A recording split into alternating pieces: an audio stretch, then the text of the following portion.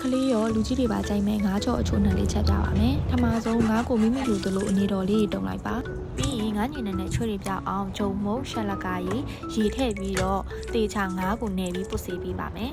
။အနေပြီးဆေးပြီးသွားပြီဆိုရင်တော့ရေနဲ့ပြောင်းထပ်စေးပါမယ်။ဒါဆိုရင်တော့ငါးကအချွဲနဲ့နေမှနေတက်သွားပါပြီ။ငါးကြော်တဲ့အခါစီပေါက်နေအောင်လို့ငါးကိုနည်းနည်းလေးဖြစ်ချောက်သွားအောင်ဝက်ပင်တီရှူးနဲ့ရေစုပ်လိုက်ပါမယ်။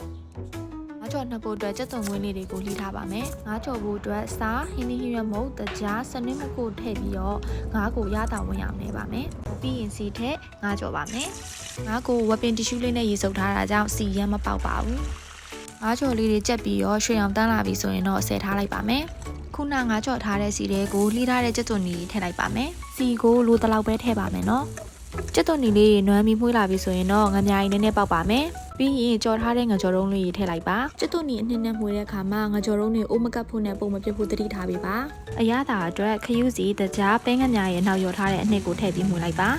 နောက်ဆုံးမှာတော့မကြီးရေလောင်းပါမယ်စီလေးနည်းနည်းပြန်သွားပြီဆိုရင်တော့ကလေးရောလူကြီးတွေပါကြိုက်မယ်ငါးကြော်အချိုးနှစ်လေးရပါပြီရှင်